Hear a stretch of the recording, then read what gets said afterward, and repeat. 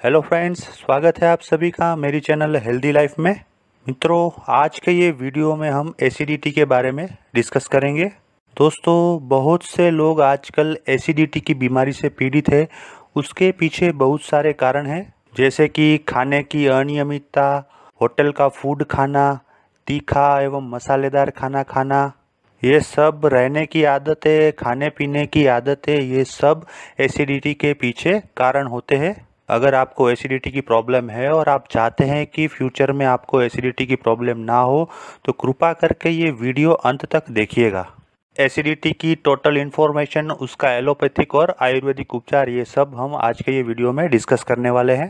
पहले तो बात करते हैं कि एसिडिटी क्यों होती है।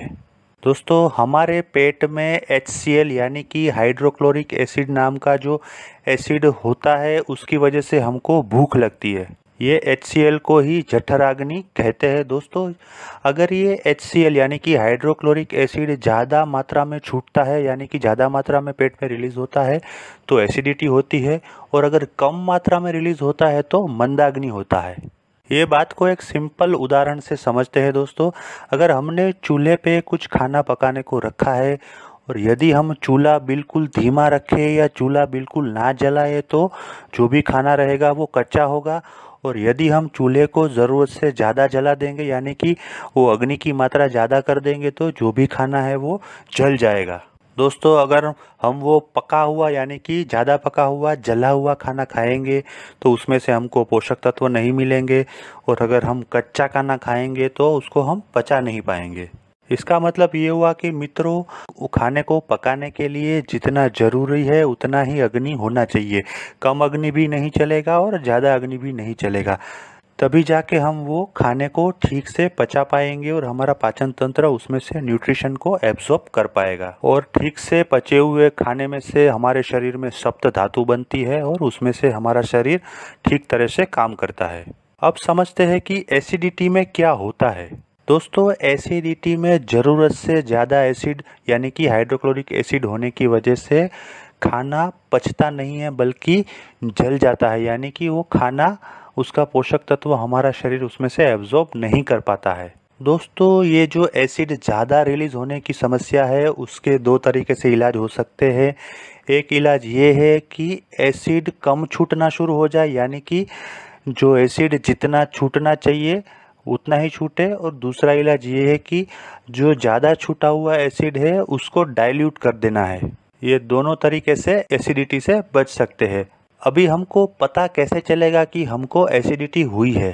तो दोस्तों, आयुर्वेद में दो प्रकार की एसिडिटी की बात की गई है। एक होती है ऊर्ध्व एसिडिटी और दूसरी होती है निम्न एसिडिटी। ऊर्ध्व एसिडिटी में हमको पेट के ऊपर पे भाग में यानी कि छाती के भाग में अगर जलन होती है, तो हमको समझना है कि हमको ऊर्ध्व एसिडिटी हुई है। और अगर हमको आंत के भाग में यानी कि पेट के नीचे के भाग में जलन होती है या शौच जाने के टाइम पे भी नीचे के भाग में जलन होती है, तो समझना है कि हमको निम्न एसिडिटी यानी कि पित्त का प्रकोप हुआ है। ये उसके लक्षण हैं। अब देखते हैं कि एसिडिटी दूर करने के लिए एलोपैथी में कौन सी दवा है। मित्रों, अभी लेटेस्ट एलोपैथिक दवाओं में एसिडिटी के लिए ओमिप्रेजोल है, रेबिप्रेजोल है, वगैरह दवाएं हैं। ये ग्रुप की दवाएं एलोपैथी में एसिडिटी के लिए दी जाती है। आप कोई भी गैस्ट्रोलॉजिस्ट के पास जाएंगे तो मोस्टली वो यही दवा देंगे। ये आपको गोली सुबह खाने से पहले यानी कि नाश्ते से पहले एक गोली लेनी है और उसकी इफेक्ट आपको 24 घंटे तक रहेगी। दोस्तों, ये एलोपैथी दवा कैसे काम करती है वो देखते हैं। तो दोस्तों, ये एलोपैथी दवाई हमारे बॉडी में जो प्रोटॉन पंप है उसमें एसिड का सीक्रेशन कम कर देती है, यानी कि एसिड का उत्पादन कम कर देती है, जिसकी वजह से एसिडिटी कंट्रोल में होती है। और जो पहले ज़्यादा एसिड रिलीज होने की वजह से दिक्कत होती थी वो अब कम हो जाएगी। और एसिड एकदम योग्य मात्रा में रिलीज होने से हमारी जो छाती के भाग में जलन और पेट के नीचे के भाग में जलन की समस्याएं होती थी वो दूर हो जाएगी और हमारा खाना एकदम ठीक तरीके से पच जाएगा। तो दोस्तों, ये थी एसिडिटी की एलोपैथिक दवाई के बारे में जानकारी। लेकिन हम सब जानते हैं दोस्तों कि एलोपैथी की कोई भी दवा हो, अगर वो लॉन्ग टर्म के लिए लेंगे, 2 साल 3 साल 5 साल के लिए लेंगे, तो उसकी कोई ना कोई साइड इफ़ेक्ट होती है। इसके विपरीत आयुर्वेद में जो एसिडिटी की दवाई बताई गई है उसकी कोई साइड इफ़ेक्ट नहीं है, ज़ीरो साइड इफ़ेक्ट है। मित्रों, अगर आपको आयुर्वेद में जाना है तो एसिडिटी के लिए आपको आयुर्वेद की दुकान में अविपत्ति करी चूर्ण मिलेगा। ये चूर्ण आप एसिडिटी के लिए ले सकते हैं। दोस्तों, ये अविपत्ति करी चूर्ण आपको सुबह ठंडे पानी के साथ नाश्ते से पहले और शाम के टाइम पे खाने से पहले 1 चम्मच ठंडे पानी के साथ खाना है। ये चूर्ण आपको खाने से 1 घंटे पहले लेना है। दोस्तों, और एक उपाय आपको मैं बताता हूँ। दोस्तों, रात को एक बाउल में हमको 8 से 10 पीस सूखी द्राक्ष यानी किशमिश बोल सकते हैं, और अगर उसमें भी काली किशमिश मिले तो वो सबसे बढ़िया है, उसको भिगो देना है। ये द्राक्ष को पूरी रात पानी में भीगने दीजिए। सुबह वो द्राक्ष पानी पी के फूल जाएगी तो हमको क्या करना है, वो द्राक्ष को हाथ से मसल के एकदम उसमें से रस निकाल देना है और वो पानी को एक छलनी से छल लेना है और उसके बाद वो पानी पी लेना है। या फिर आप वो द्राक्ष को चबा के खा सकते हैं और उसके बाद वो पानी भी पी जाना है। ये करने के बाद आपको 1 घंटे तक चाय भी नहीं और नाश्ता भी नहीं, कुछ खाना या पीना नहीं है। दोस्तों, याद रहे कि ये द्राक्ष का पानी हमको खाली पेट पीना है। दोस्तों, ये उपचार आप हमेशा के लिए डेली बेसिस पे कर सकते हैं। इसकी कोई साइड इफ़ेक्ट नहीं है।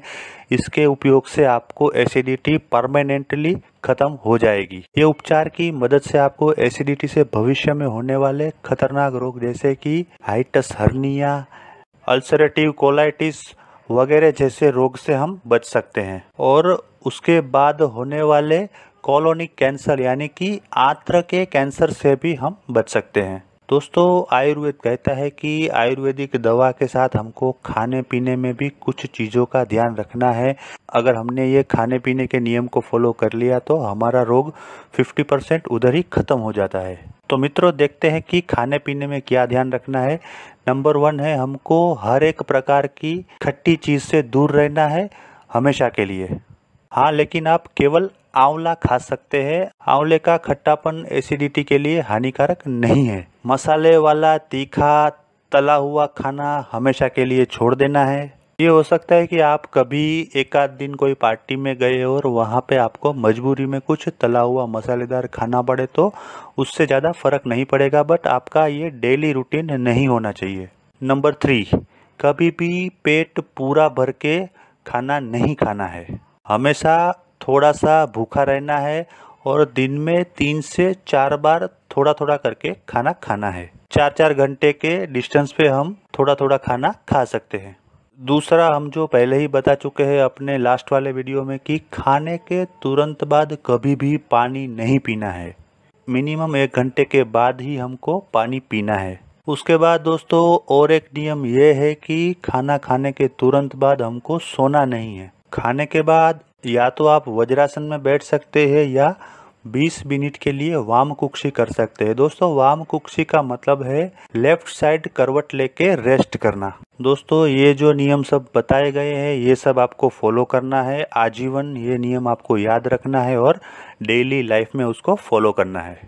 लास्ट में एक सबसे इम्पोर्टेंट बात दोस्तों, कि एसिडिटी वाले लोगों के लिए उपवास एक जहर समान है।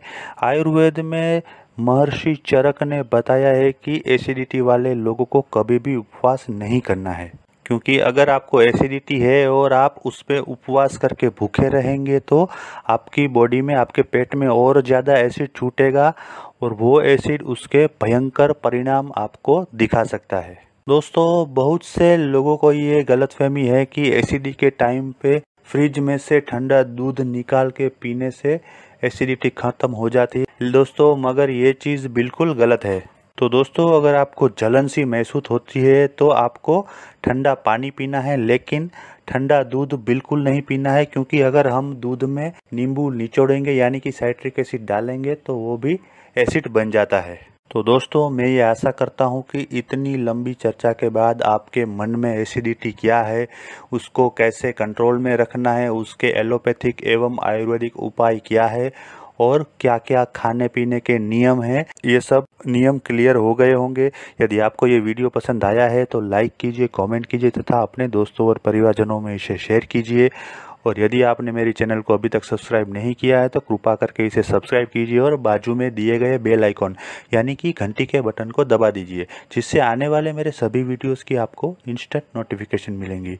तो दोस्तों, अगले वीडियो तक नमस्कार, बाय बाय, थैंक यू।